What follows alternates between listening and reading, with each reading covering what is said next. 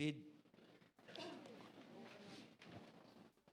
Ang mensahe po natin ngayong pong umagang ito ay nasa 1 Kings chapter 17, unang hari, chapter 17. Hindi ko na po babasahin ang buong chapter, kundi babasahin ko po yung mga verses na gusto ko pong ipaliwanag po sa atin po ngayong umagang ito. Ang title po ng message natin is Obey the Lord, Obey, and the Lord will work for you, subtitled Miracles in Our Lives. Kung gusto po ninyong makaranas ng mga himala po ng Diyos, kailangan po nasa tamang posisyon kayo sa inyong buhay. You should be obeying the Lord.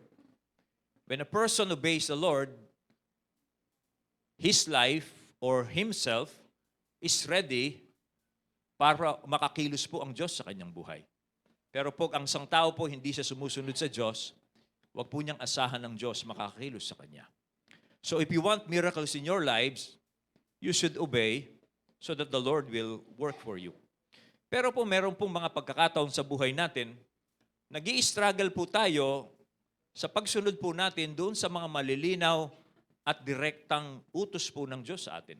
Sino po sa inyo ang hindi nag-struggle? Somehow or the other, na alam po ninyo ang inuutos po sa inyo ng Diyos, maliwanag at direkta po niyang sinasabi ito sa inyo, sa inyong espiritu, at pinagagawa yun ng Diyos sa inyo, pero nag-i-struggle po kayo. Ito po ay natural sa isang taong nabubuhay pa po dito. If you are a Christian, you have flesh and you have spirit.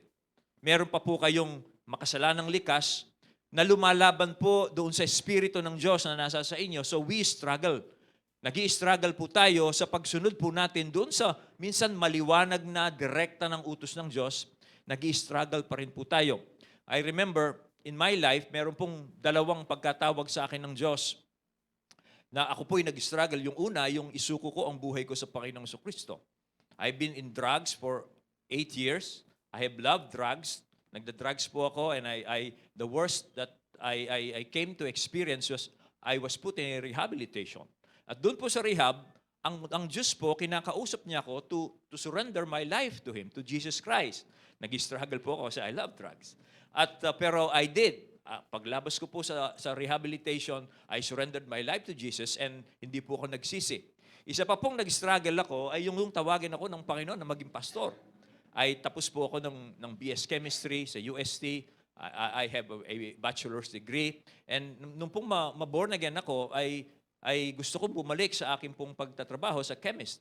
Pero nararamdaman ko, tinatawag ako ng Panginoon na maging pastor. Again, I struggled. Ayoko po maging pastor. Nakita ko po yung mga pastor, ang babadoy po nila, laging nakabarong.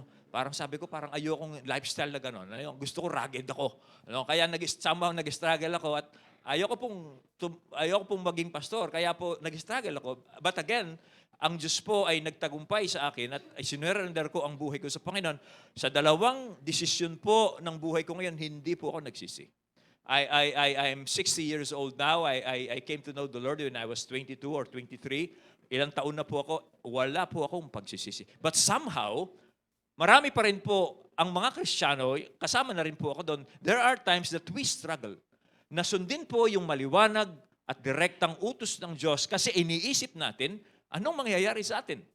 Yung pong 1 Kings 17, ito pong tinutukoy kong verse na ito, isa pong testimony ang 1 Kings 17, testimony po ito doon sa mga sumusunod sa salita po ng Panginoon. At dito po, pinapakita na yung mga sumusunod doon po sa salita ng Panginoon, they are not in a disadvantaged position. Hindi po sila madidihado kung sila po ay susunod sa Diyos. At tinitiyak po ng Diyos, ang sino mang susunod sa kanyang salita ay hindi po niya pababayaan. Yan po ang testimony ng 1 Kings 17. Now, kung babasahin po ninyo itong chapter na ito, meron pong 3 miracles dito sa chapter na ito. And every miracle, dito po ay makita na, each miracle is a consequence doon po sa pagsunod po ni Elijah sa salita ng Diyos. So merong 3 miracles, pero yung mga miracles pong yun, yung pong mga kababalaghan, yung pong mga gawang ang Diyos lamang ang makagagawa, consequence po ito dahil si Elijah po ay sinunod niya ang salita po ng Diyos sa kanya. Now, wag po nating iisiping ipapahamak po tayo ng Panginoon pag sinusunod mo siya. Wag po ninyong isipin. Though sometimes, hindi natin maisip anong magiging consequence natin, pero pag ito po ay bunga ng pagsunod natin sa Diyos, tanggihan po natin yung kaisipang mapapahamak tayo. Kasi wala pong sumunod sa salita ng Diyos na ipinamahamak po ng Diyos. Okay? Now, ang totoo po, God can work miracles as His servant obeys Him. Ang Diyos po, makagagawa po siya ng mga miracles habang ang kanya pong lingkod, ang tao pong sumusunod sa kanya ay sumusunod sa Diyos. At there are times po na pag tayo po ay sumusunod sa salita po ng Panginoon, ang providence po o ang ating Panginoon na may hawak po ng buhay po natin ay maaring i-lead tayo sa isang desperate situation. Okay? Maari pong sa inyong pagsunod sa Diyos, sa aking pagsunod sa Diyos, ay ililid po tayo ng providence. Providence, yung pong kapangyarihan ng Diyos, yung pamamahala ng Diyos sa ating buhay. Maari tayong ilid sa isang desperate situation na tanging isang miracle po ang makakaligtas sa atin. Yan po ang nangyari kay Elijah. Sa kanya pong pagsunod sa Diyos, he was placed in a desperate situation. And God, in that desperate situation, si Elijah po, o ang Diyos po, ay gumawa ng himala para po makaalis si Elijah sa ganong kalagayan. Now, what are miracles? Ano po ang mga himala? Miracles are acts that only God can do. Okay? Ang mga himala po ay mga gawa na ang Diyos lamang po ang mga nakagagawa. They are God-made. They are not man-made. Okay? At posible, habang sumusunod ka sa Diyos, malalagay ka sa isang alanganin that only a miracle can help you get out of that. Now, yan po ang gusto kong ipaliwanag po sa inyo. Kung kayo po ay kinakausap ng Diyos at this time, at meron siyang pinagagawa sa inyo and you are struggling with it, maybe in your relationship, maybe in your work, in your career, or maybe in your finances, anuman po ito na alam nyong ito ang kalooban ng Diyos. Pinagagawa ito ng Diyos sa inyo. Pero somehow nag-struggle po kayo kasi hindi nyo alam anong magiging consequence. I want to encourage you in this message na wala pong taong sumunod sa salita ng Diyos ang ipinahamak ng Diyos. At dito po ay pinapakita ito sa atin sa chapter 17. Now, tingnan po natin yung 3 miracles. Una, the first miracle. Ang first miracle pong ito ay nangyari kasi po, dineclare po ni Elijah na ang Diyos at that time ay padadaanin niya sa drought. Okay? Tagtuyot ang northern kingdom ng Israel. Kaya po si Elijah po dineclare niya sa Haring Ahab na darating po ang tagtuyot at ito pong declaration ni Elijah ito, hindi po ito galing sa kanyang sariling imagination. Ito po ay ipinahayag po ng Diyos sa kanya. Kasi at that time po, ang Diyos ay kinakalimutan na po ng kanyang bayang Israel. At sinasamba na po nila si Baal. Si Baal po, siya po ang God ng rain at God ng good harvest. At ang Diyos po, gusto niyang patunayan na si Baal, wala siyang magagawa. He's just an idol. Kanya po, he's preparing Israel for a showdown. Kaya pinadala po niya si Elijah sa Haring Ahab na sabi ni po ng Bible, sabi po ni Elijah, kay Haring Ahab, as the Lord, the God of Israel lives, whom I serve, there will be neither dew nor rain in the next few years except at my word. Now, ito pong declaration ni Elijah ito was in obedience to God's instruction to him. Hindi po ito galing sa kanyang sariling imagination. God was preparing for a showdown to prove Himself po doon sa kanyang bayan. At ang kanyang declaration po is a challenge to Baalism. Okay, yung Baalism po, they're worshiping Baal because they believe Baal is the god of rain and the God of a good harvest. Kaya sabi ni Elijah, hindi magkakaroon ng ulan, magkakaroon tagtuyot dito, kundi ko sasabihin in a few years. Tina-challenge po niya yung Baal worship. Now, mga kapatid, ganito po. There are times po na ang Diyos, kailangan po niya ang kanyang witness. Kailangan po niya ang isang taong susunod sa kanya para po patunayan niya ang kanyang katotohanan doon sa mga taong ayaw sumampalataya sa kanya. There are times in our lives na ang Diyos po maaring kailangan niya ng isang taong tatayo para sa kanya, to become His witness. Para po yung mga taong hindi naniniwala ay mapaniwala po sila ng Diyos o somehow mabuksan nila ang isip na ang tanging Diyos ay ang Diyos. Ito po ang nangyari dito.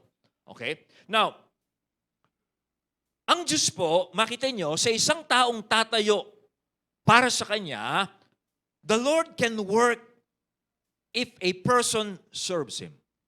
Pag isang tao po nagpasya na maglilingkod siya sa Diyos, at ang kanyang paglilingkod sa Diyos ay makikita sa pagsunod po niya sa Diyos, yung tao pong yon hindi siya ibabagsak ng Diyos. In fact, God will support that person. If a person represents God and he will obey God, sa gitna po ng mga taong hindi sumasampalataya, yung tao pong yon ay susuportahan ng Diyos. Kaya sabi po ni Elijah dito, as the Lord, the God of Israel lives, whom I serve. Sabi niya, walang ulan sa mga darating na taong ito. Para ipatunayan ko sa inyo that the Lord is God. Yan ang sinabi sa akin ng Diyos. Nga lang, dito po makita natin, tiyakin lang natin na ang pinaglilingkuran po natin ng Diyos. If you want God to support you, if you want God to strengthen you, to show Himself God in the midst of the unbelieving people, maybe your friends, your neighbors, your family, you have to obey Him. At habang sinusunod mo ang Diyos, posible po siya, makakagawa po ang Diyos ng himala sa inyong buhay na wala pong makakagawa nun kundi ang Diyos. At pag yun po ay nangyari, alam na alam mo, gawa po yun ng Diyos. Pero kailangan you are obeying the Lord in your life. Ganyan po ang nangyari kay Elijah. Si Elijah po, inutos ng Diyos kay Elijah na siya po ay pumunta doon sa silangan. Papunta siya sa silangan, beyond the Jordan. Kasi po si Ahab, nung pong i-declare po niya yung drought, si Ahab po, hinanting na niya si Elijah. Natupad po kasi yung drought. At nung pong magawa na yung drought, si Ahab po nahari. Hinanting na si Elijah. Kaya ang Diyos, inutusan niya si Elijah, umalis ka na dito, pumunta ka sa east. Dito makita mo how God protects His servant. Hindi po niya hahayaan na yung kanyang servant po ay paslangin o saktan ng hari. Kaya sabi ng Diyos, umalis ka dito, pumunta ka sa eastward. Okay? Tapos yung first miracle, tingnan niyo yung first miracle. Ang miracle ito, si Elijah po ay pakakainin ng mga uwak. Uwak ba? Ravens? Tama ba yun? Uwak yun? Ravens? Okay? Now, pansinin niyo, nung pong i-declare ng Diyos, declare ni Elijah, magkakaroon ng tagtuyot, pinalis po ng Diyos si Elijah doon sa lugar na yon at pumunta siya sa Brook Cherith. Doon po sa isang lugar na sabi po ng Diyos sa kanya, sabi po ng Diyos sa kanya, you will drink from the brook, and I have ordered the ravens to feed you there. Okay? Inutusan ko yung mga ravens, sila ang magpapakain sa inyo. Now, pansinin niyo, this is strange. Ang mga ravens po are carnivorous birds. They eat meat. Pero sila po ang magpapakain daw kay Elijah. Just imagine that. And ito pong mga ravens na ito, normally, they neglect their young. Ito raw po yung pag initlog po nila yung kanilang mga anak, iiwanan na nila. At bibihira nilang pakainin ito. Sila po ang magpapakain kay Elijah. Just imagine that.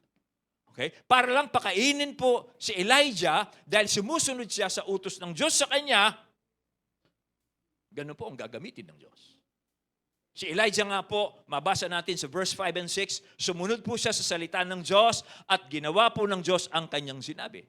Pumunta si Elijah doon sa Brook Cherith dahil nga po sumusunod siya sa Diyos at doon sa Brook Cherith, Umaga, dinadalan siya ng meat at saka bread. Sa gabi, nandun din yung mga ravens, magdadala siya ng meat and bread. Hanggang yung brook na yon ay natuyuan. So, umaga, gabi, hindi po iniisip ni Elijah yung supply niya. There in that place, na kung saan wala pang Jollibee, wala pang McDo, araw-araw, kulang lang French fries. Okay? Pinapakain po siya ng Diyos through the ravens. Okay? Okay? Now, gusto pong i-emphasize yung salitang there. Meron po kasi dyan, pag binabasa mo yan, you stay there and I will feed you there. Diyan sa Brook Cherith, magstay ka dyan. Okay? Si Elijah po kasi nandun siya sa, okay, so inutusan po siya ng Diyos, dyan ka and I will feed you there. Now, marahil po si Elijah gusto niyang pumunta sa ibang lugar. Okay? Pero ang sabi po ng Diyos, dyan ka, magstay sa Cherith and in that place, I will feed you. Now, ang application ko ganito. Maaari pong nag-iisip kayo ng ibang lugar para gamitin kayo ng Panginoon. Maaari sinasabi po ninyo, Panginoon, siguro kung iba lang yung pamilya ko, mas gagamitin mo ko sa ibang pamilya. Pero sa pamilyang to, wala na yatang pagkasa ito. Alam mo ninyo, there are times na tetempt tayo. No? Lord, kung doon mo ko dadalhin siguro sa company yon, sa ibang trabahong yon, siguro mas gagamitin mo ako. Alam mo sabi ng Diyos, I place you there, I will feed you there. Just stay there. Okay. Kung susundin mo ang Diyos sa kinalalagyan mo ngayon, kung sinusod mo ang kanyang salita, ang Diyos po, posible siyang makagawa ng himala sa buhay mo ngayon para yung mga taong kasama mo ngayon, maaring maniwala po sila. So you stay there.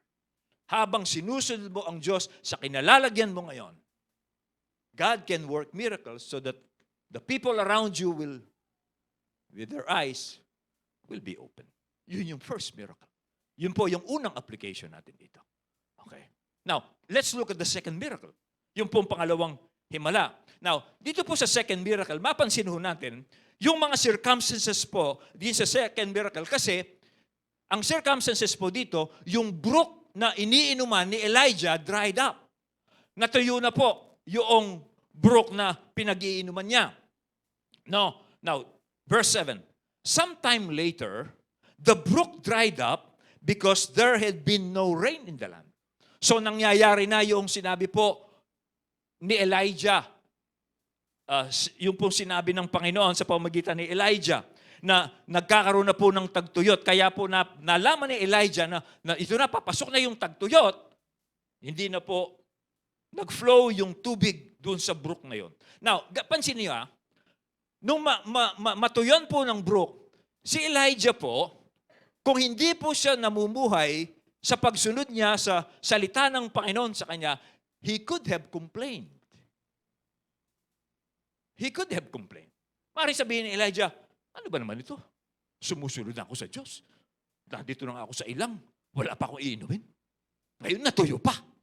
Kung hindi siya sumusunod ayon sa salita ng Diyos. Ang isang ordinary person po, siguro magkukomplain siya at magdidispute siya, makikipagtalo siya sa sovereign ng Diyos o sa pamamahalan ng Diyos. Kung ang tao hindi siya sumusunod sa Diyos. Si Elijah, dahil sumusunod po siya sa Diyos, willing po siyang sumunod sa Panginoon. At yun ang circumstances kung bakit aalis siya doon. No? Kasi natuyo na nga po yung brook na pinag-iinuman. Ang application lang na naisip ko ngayon, some of you, maybe delikado pong magsara yung kumpanya nyo. Okay, some of you, na inaasahan po ninyong tao o ano pa man, para makakat yung support ninyo. Now, bakit nangyayari yon? Now, kung kayo po ay sumusunod sa Diyos, you don't have to worry. Kasi ginagamit po ng Diyos yung mga pagkakataon, yung mga tagtuyot, para po akayin niya yung mga anak niya. Okay? Meron po ba sa atin dito na namimiligrong maaalis niya sa trabaho? Kasi nagsa-size up, nagsa-size down na pala yung kumpanya niyo. Okay, or whatever, no? Now, maaring sabihin, bakit nangyayari sa akin ito? Kung kailan pa naman ako sumusunod sa Diyos, bakit sasara yung kumpanya ko? Bakit ako bakit ako malilipat sa ibang lugar? Well, ang totoo po, if you are a disciple of Jesus Christ, hindi po kayo dapat mapraning doon po sa kalagayang ganyan kasi ang Diyos po ang namamahala. Okay?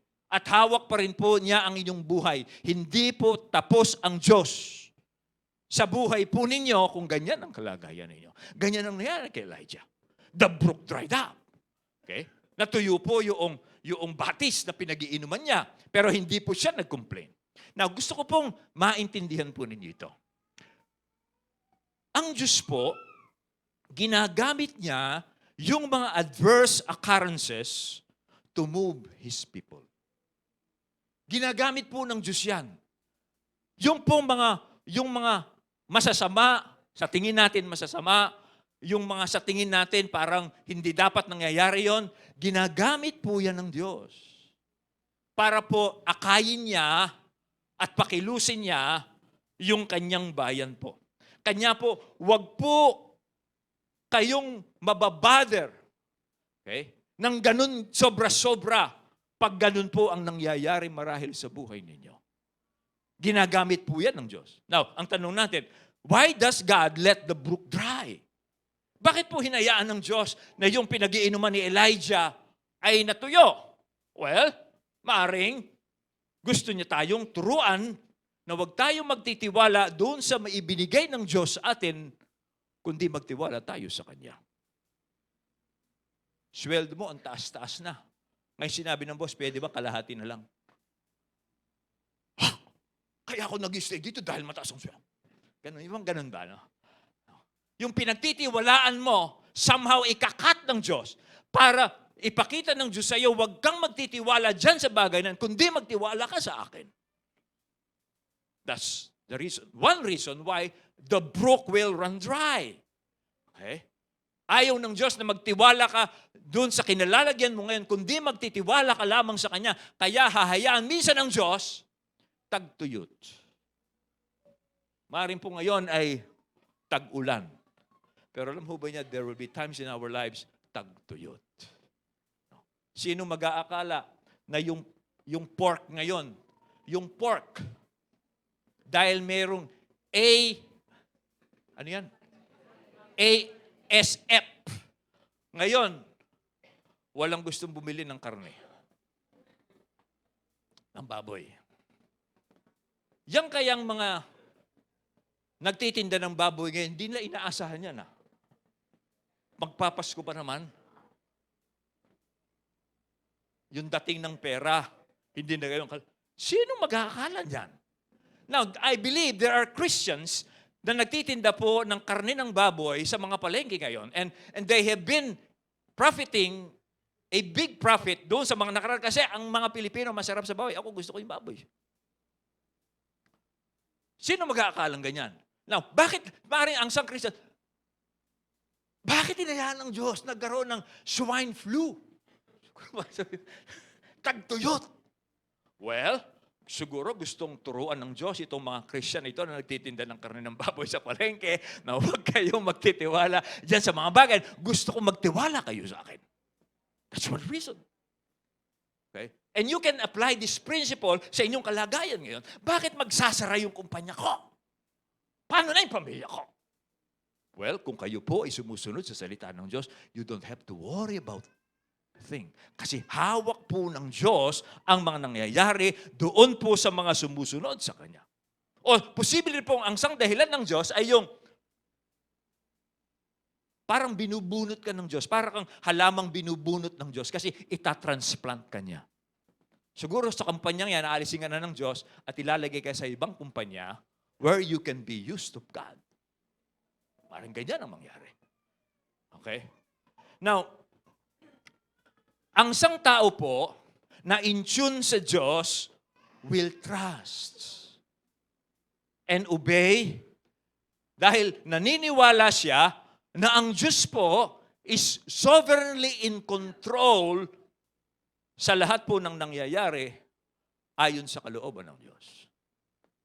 Yan po ang isang katotohanang meron po yung mga taong sumusunod sa Diyos. Yung nasanay ng nagtitiwala at sumusunod sa Diyos, meron silang hidden sense.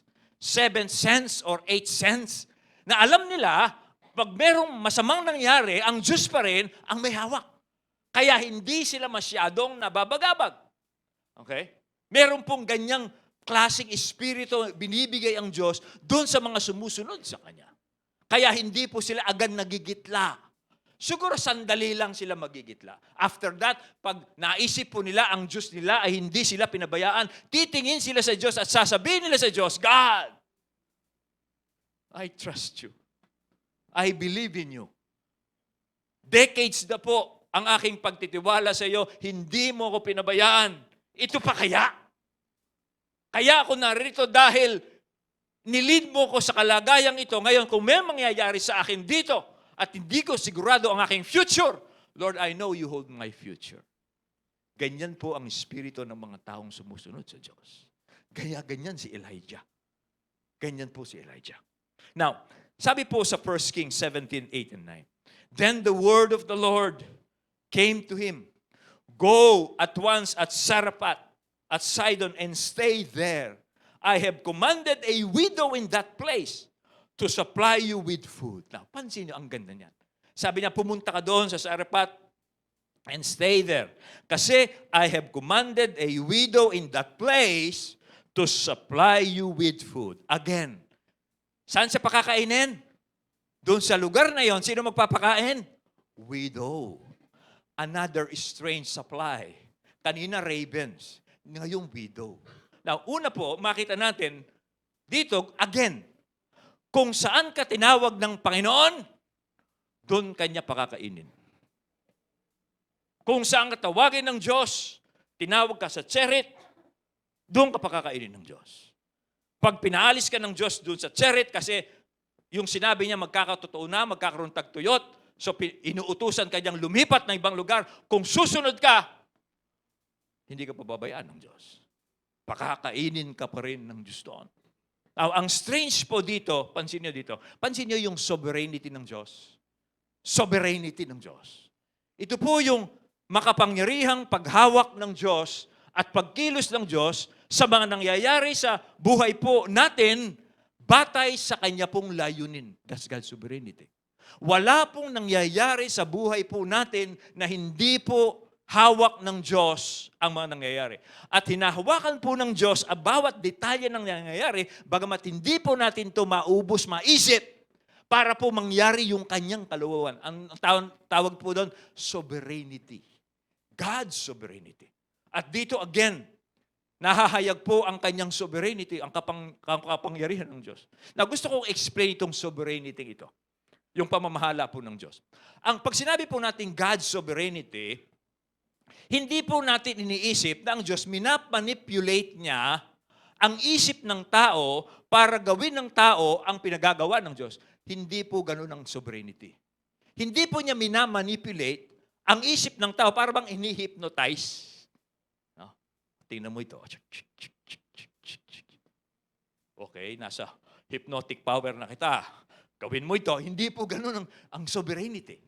Hindi minamanipulate ng Diyos ang isip ng tao para sundin ng tao blindly yung pong pinagagawa ng Diyos sa kanya. In fact, ang ibig pong sabihin ng sovereignty ito, aayusin po ng Diyos, kukontrolin ng Diyos, gagawa ang Diyos sa mga nangyayari sa buhay po ng tao para yung tao kumilos siya batay sa sarili niyang pasya, pero sumusunod po siya dun sa layunin ang gustong gawin ng Diyos. Ganyan ang God's sovereignty. Yun nga, yung magkakaroon ng swine flu, magkakaroon ng kung ano-ano. May politician dyan na ganitong gagawin niya. Hindi natin alam. Behind the scene, ang Diyos po, kinikreate niya yung situation yon nang sa gano'n naman, yung tao ay kikilos siya batay sa sarili niyang pasya. Hindi siya minamanipulate ng Diyos sa kanyang isip, kundi kumikilos lamang siya kasi yun ang dapat nang gawin. Okay?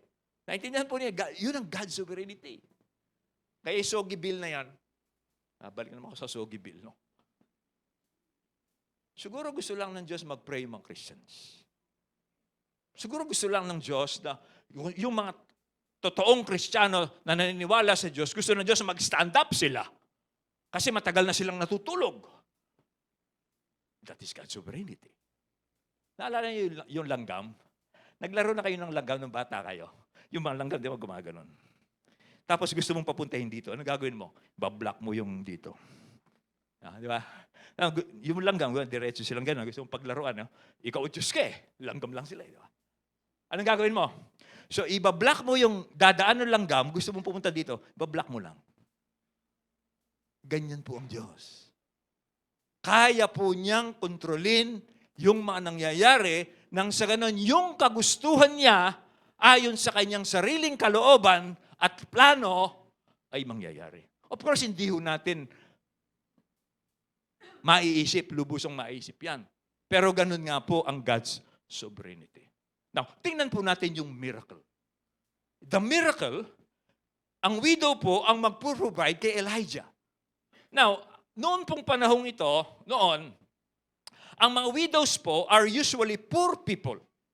Kasi namatayan sila ng asawa, wala nang magpapakain sa kanila. Kaya kadalasan po, ang mga balo at that time ay mga poor people. Sila po ang unang mauubusan ng pagkain pag taggutom. Now, just imagine, uutusan po ng Diyos si Elijah, umalis kayo dyan, pumunta ka doon sa Sarephat dahil inutusan ko na ang isang widow, siya ang magsasupply sa iyo ng pagkain. What a strange directive. Isang balong hirap na hirap, siya raw ang magpapakain kay Elijah.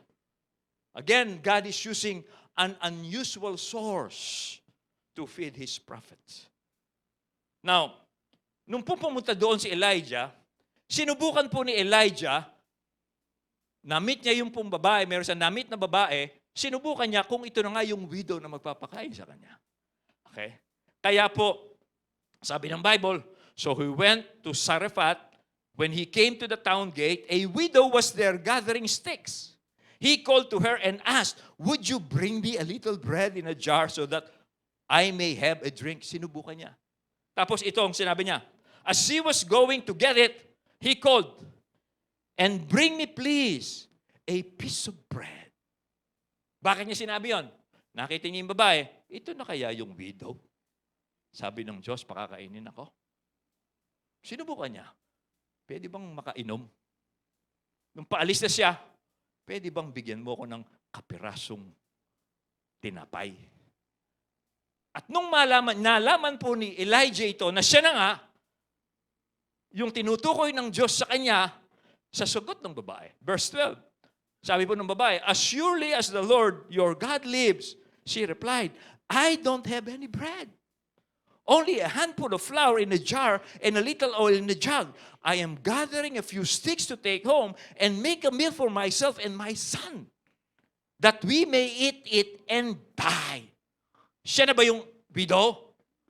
Mukhang siya na nga. Sabi ni Elijah, siya na nga ito. Siya na nga yung sinasabi ng Diyos. Okay? Now, bakit po ganyan? Napakakainin ng Diyos si Elijah sa pamamagitan ng isang widow na pobreng-pobre. Sabi niya, sa sobrang hirap ko, pakakainin pa kita. Ito nga kaya ako kumukuha ng panggatong dito, few sticks na lang.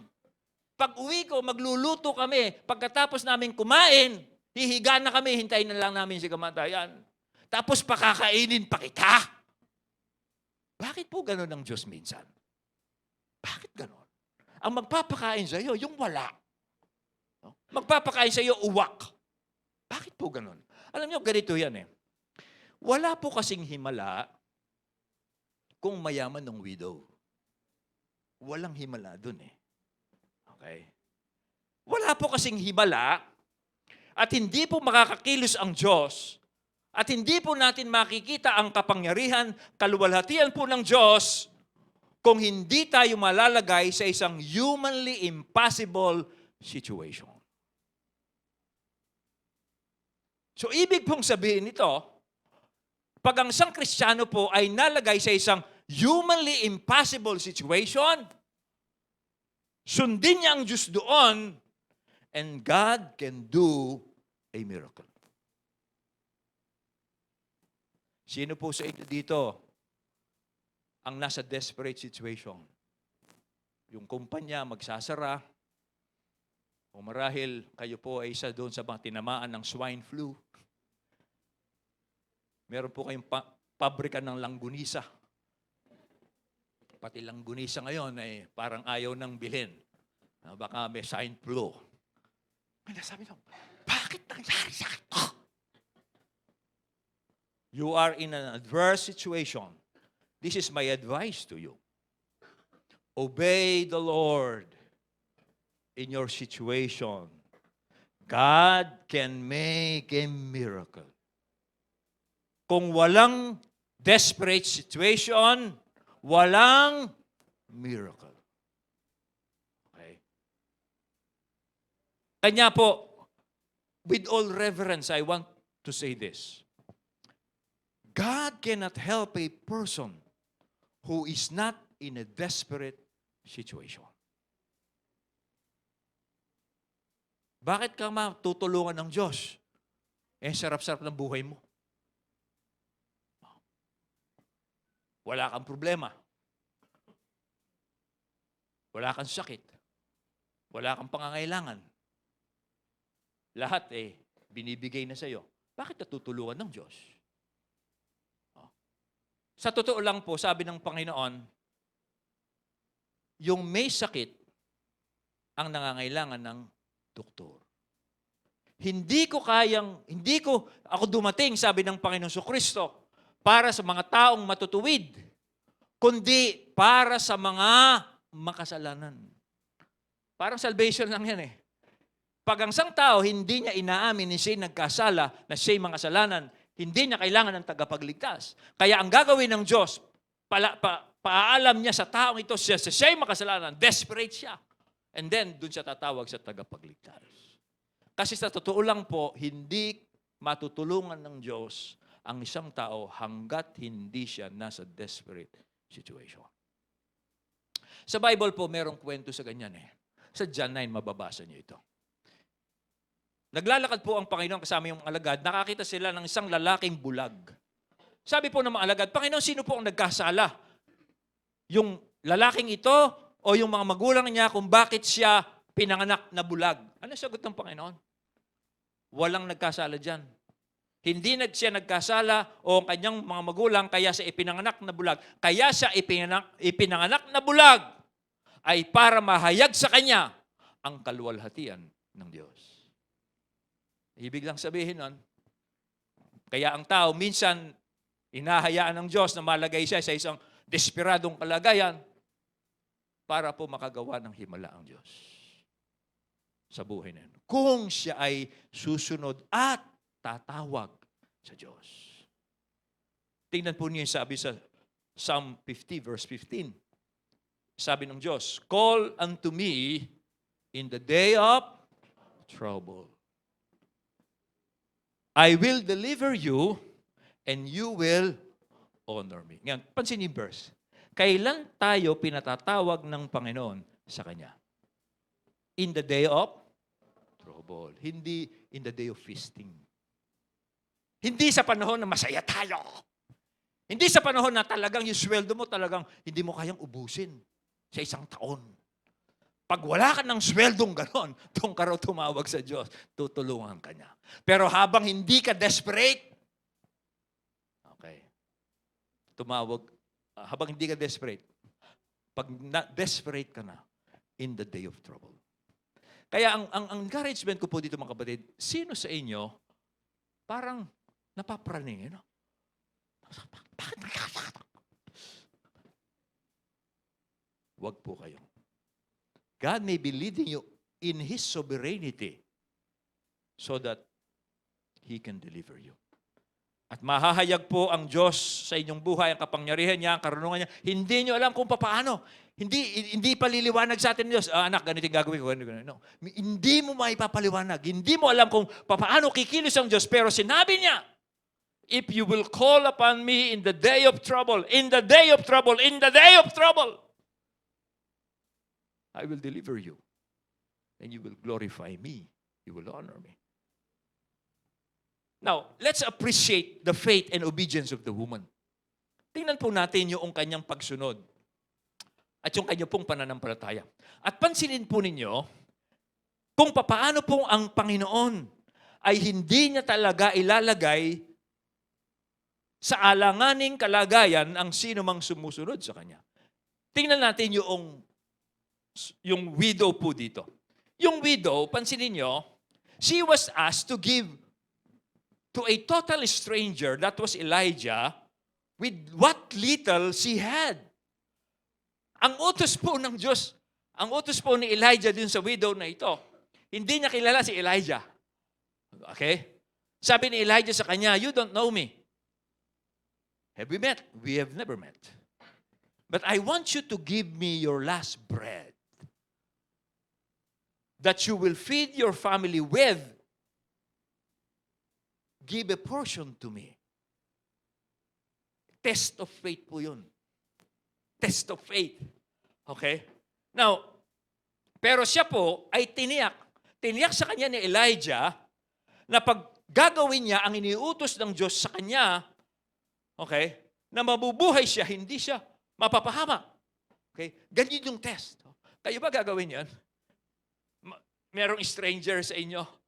Hindi nyo kilala. Tapos last meal na lang ninyo. Ayoko nga. Last meal na lang. Bibigay ko pa sa iyo. Hindi mo kilala. Hindi, sabi ng Diyos. Pag binigay mo sa akin ng kapiraso ng ganyan, hindi ka na magugutom. Siguro magdadalaw isip yung iba, no? Last money mo na lang. Yung mga last money mo na lang. Maglalakad ka na pag binigay mo sa kanya. Diba? Wala ka nang, hindi ka nakakain. Wala ka ng pamasahe. Pero bigay mo sa akin yan. Pag binigay mo sa akin yan, ganito, hindi ka kukulang, bibigyan pa ng kotse. Parang gano'n. Ganun ang challenge. Pero inassure po siya ni Elijah. Okay? Now, look at the verse. Elijah said to her, don't be afraid. Go home and do as you have said. But first, make a small cake of bread from me, okay, from what you have, and bring it to me. And then make something for yourself and your son. For this is what the Lord, the God of Israel, says, the jar of flour will not be used up, and the jug of oil will not run dry until the day the Lord gives rain on the land. Assurance. Gawin mo yung iniisip mo, pero gawa ka muna ng maliit para sa akin. Kasi ito ang sabi ng Diyos. Okay? Pag ginawa mo ang iniuutos ng Diyos, yung kakapiranggot mong harina at yung kakapiranggot mong langis, olive oil, hindi yan mauubos. Okay? Hanggang muling magdala ng ulan ang Panginoon dito sa lugar na ito. Kaya sabi niya, don't be afraid. Ngayon, pansinin yung babae, ginawa po niya ito. By the way, gusto ko lang, ayokong palampasin ito eh. Sabi po ni Elijah, don't be afraid, but first make a small cake of bread for me from what you have. Ibig sabihin, yung first portion, bago sila kumain, kay Elijah muna. Sama naman ni Elijah. No? Una pa siya. Sana medyo okay yung request niya. Sige, luto muna. Kumain kayo. Yung natira sa akin na lang. Yung natira na lang yung sa akin. Pero hindi ganun ang request eh. Ang request, una ko. Grabe ka naman, Elijah. Pobre na nga ito. Una ka pa. Ganyan si Lord. Sabi ni Lord, una ko. Pagkatapos, yung iyo na. Ilan po sa atin dito ang ayaw ibigay yung first portion sa Panginoon? Sa tithe, sa giving. Ano naman ako? Ganyan si Lord. Unahin mo siya, the rest. Siya na bahala. Unahin mo siya. Okay, test of faith po yan. Now, pansinin nyo, ang miracle po ay ganito. Malaking miracle, maliit na miracle, nagsisimula po yan sa pagsunod muna natin. Hindi makakakilos ang Diyos hanggat walang pagsunod. Kailangan, nagsisimula po ang miracle pag nagsimula na tayong sumunod. Hindi pwedeng, Lord, mauna ka na, susunod ako. Hindi, mauna ka. Sabi ni Lord, ganyan ang miracle. It is always a test of faith. At hindi po natin malalaman kung paano kikilos ang Diyos hanggat hindi po tayo kumikilos.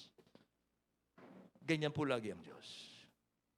Kaya ko, hindi ko alam, ganitong magiging kalagayan ko.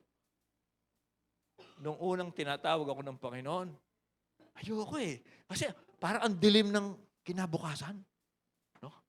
Muntik ko na sabihin kay Sister Net, tinatawag ako ng Panginoon magpastor, handa ka bang magsakripisyo? Handa ka bang mamuhay sa karalitaan? No? Actually, tinanong ko kay Net yun eh. Hindi ka ba natakot nung magpakasal ka sa akin? No? Na maghihirap tayo. Kasi ganun ang isip namin. Hindi ka ba natakot? Sabi Net, sanay na ako. Salamat sa Diyos. Kasi ang totoo po, hindi mo malalaman ang gagawin ng Diyos hanggat hindi ka sumunod. At kadalasan, hindi mo napakikita ng Diyos sa iyo yung detalye ng magiging buhay mo pag sumunod ka sa Kanya. No? Kaya, handa kang sumunod. Pero ang totoo na, ganito sa Diyos, pag tumalon ka sa bangin, pinatatalon ka ni Lord, tandaan mo, pag tumalon ka, sasaluhin ka. With the angel, hindi ka hahayaang mapahamak. Hindi ko po sinasabing tumalon kayo sa bangin. Illustration lamang yun.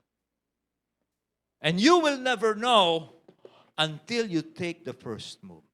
So yung babae po, took the Lord's word and naisip niya, walang mawawala sa akin. Kapiraso lang naman eh. Hinihingi niya eh. Sabi niya, and that she was ready to deny herself and depended on the promise of the Lord. Anong result? Anong result? Pansinin niyo ang naging resulta ito. With 1 poor meals she gave, in recompense, she and her family ate for over 2 years in the time of famine. Just imagine that. Sa kakapiranggot pong pagkain na ibinigay niya kay Elijah sa Panginoon, yung buong pamilya po niya, for the next 2 years, kumain po sila. At noon, kapatid, tagtuyot. Yung mga kapitbahay nila, hirap na hirap siguro. Pero sila, masaya sila.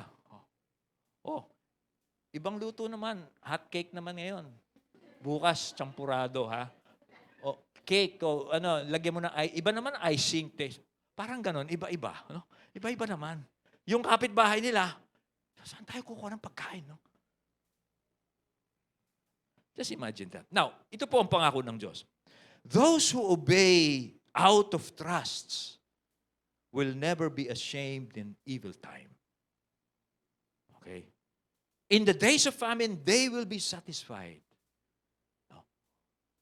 Kung yung pong tinapay ngayon, yung gardenia, magkano na ngayon gardenia? 64. Halimbawa, ang gardenia, no? Sino mahilig sa gardenia dito? Hindi yung nababilan sa bakery. Yung gardenia, halimbawa, naging triple na yan. Yung iba, hindi na nakakabili, ikaw makakabili pa rin. Parang ganun. Yung kilo ng longganisang kalumpit, magkano yung kilo? 200. Maging 1,000 na isang kilo, ikaw kakain ka pa rin. Yung iba, hindi na makakabili. Ikaw, kumakain ka pa rin. Parang ganun. Kasi wala pong sumunod sa Diyos ang pinabayaan ng Diyos during evil time. Kung ang pagsunod mo ay ayon sa sinabi ng Diyos sa iyo, iba, daan natin sa relationship. Merong Kristiyano o tao nakakilala sa Panginoon, he is or she is in an illicit relationship and the Lord is commanding them to part. Tapos isipin, ano mangyayari sa akin? Mahal na mahal ko siya. Baka ganito. Baka mamulubi ako. Yun ang iniisip mo. Pero pag yan talagang, yan ang utos ng Diyos sa iyo. Tingnan mo si Connie Reyes. Si Connie Reyes, si Vic, Itbulaga, naging Christian si Connie Reyes. Hiniwalay niya si Vic. Mapangasawa mo na si Bossing. Parang nakasandal sa pader na ginto. Tingnan mo ngayon si Connie Reyes. Merong anak na mayor.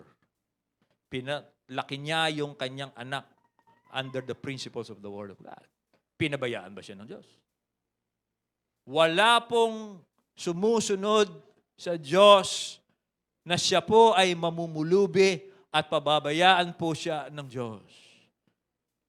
Maaring sa paligid niya, hirap niya, pero pag ang isang tao sumusunod sa Diyos,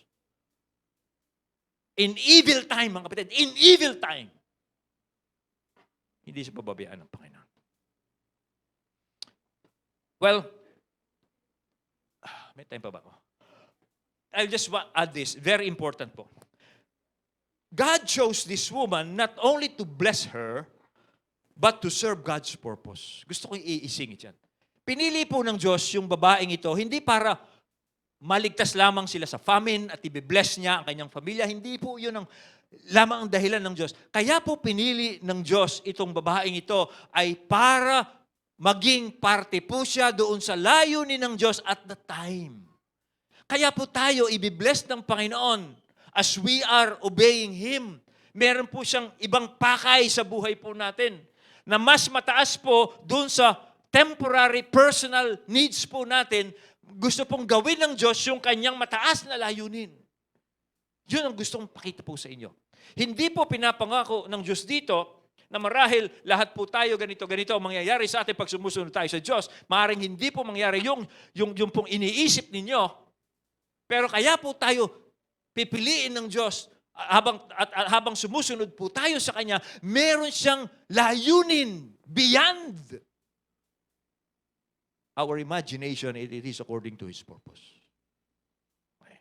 Ganun po yun. Ako, inisip ko lang nun, hindi maghihirapan yung pamilya ko, and God provided for my family.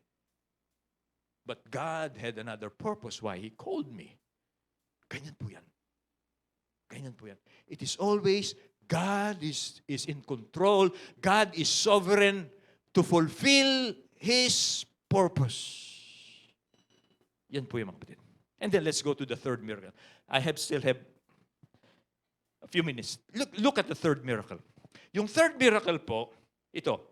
Sometime later, the son of the woman who owned the house became ill. And he grew worse and worse and finally stopped breathing.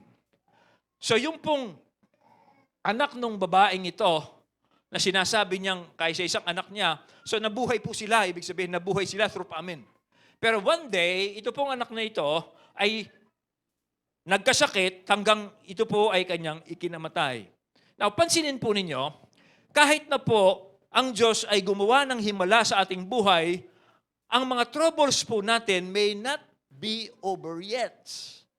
Kahit na po gumawa na ang Diyos sa buhay natin, huwag po nating isipin we are trouble-free.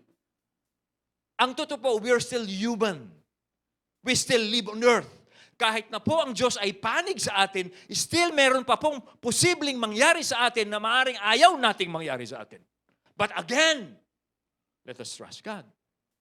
Ang maganda po dito ay yung babae pong ito, pansinin nyo, yung babae pong ito, ang magandang character niya dito, noble character niya, nung mamatay po yung kanyang anak, sa halip po na ibuhos niya yung kanyang hinanakit sa kanyang kalungkutan, siya po'y lumapit kay Elijah. Lumapit siya kay Elijah. Dahil alam niya, si Elijah may magagawa. Ganun nga po ang ginawa niya. At dahil po doon, natulungan siya ni Elijah. This is very important. When you are in a desperate situation, huwag po kayong magmaktol. Turn your sorrow, turn your desperate situation to the Lord.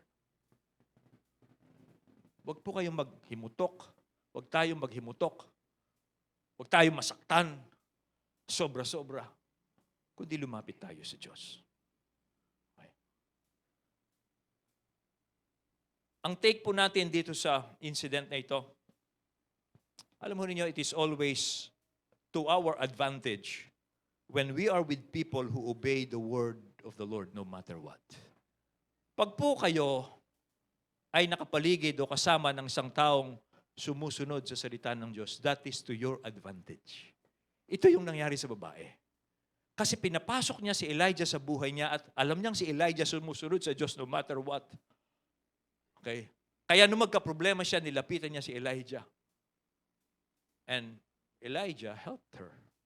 Advantage po yan na yung tinitingnan natin kung sino yung mga kasama natin. Be sure na yung makasama natin are people who obey the Lord no matter what. Kasi po, just in case we have trouble, we can always go to them. And they could help us. How? By turning our eyes on the Lord. Not on our circumstances. Alam mo ninyo, bakit po mahalaga yan? Bakit mahalaga na kasama natin yung mga taong sumusunod din sa Diyos? Kasi po, their prayers are effective. Ang kanila pong mga prayers talagang effective, makapangyarihan. Si Elijah, pinag-pray po niya yung ito pong batang ito, pinag-pray niya. And he was persistent in his prayer. By the way, sa prayer, you have to be persistent. If it is the will of God, be persistent in your prayers. Si Elijah po, he was so persistent and the boy lived. Now, bakit po mahalaga na dapat tayo, kasama tayo nung mga taong talagang sumusunod sa salita ng Diyos? At iwasan po natin pag isang kapatid o isang tao, alam mong hindi niya sinusunod ang Diyos, paalalahanan mo siya after 1 or 2 na pagpapaalala mo sa kanya, ayaw pa rin niya sundin ng Diyos, iwanan mo na siya. Kasi mahalaga po na tayo ay kasama ng mga taong sumusunod sa salita ng Diyos no matter what. Why? Because their prayers are effective. Sabi sa James 5, the prayer of a righteous man is powerful and effective. Elijah was a man just like us. Gusto ko emphasize yun. Elijah was a man just like us. Katulad lamang daw po natin si Elijah. Pero bakit siya parang extraordinary person? He is an ordinary person because he was obeying the word of the Lord. And because he was obeying the word of the Lord, God heard his prayer. And because he is walking according to the way of the Lord, God can do miracles in his life. Kaya mga kapatid, isa lang yung point ko po dito sa inyo mga kapatid. Ito po. Let's keep on obeying the Lord no matter what. Totoo po, there are times nag-i-struggle po tayo. Pero pag ito po maliwanag, ito po'y ayon sa salita ng Diyos, patulong po tayo sa banal na espiritu na sundin natin ng Diyos. Kasi pag po sinusunod natin ng Diyos, meron pong chance na matutulungan tayo ng Diyos. He can do miracles. Something that we cannot do to ourselves. That only God can do. Alam niyo, sino ang stress? Sino po ang stress? Ito po yung mga taong nagtitiwala lamang sa sarili nila. Sa sarili nilang isip, pamamaraan, swerte, pagtitiwala sa ibang. Siya ang stress.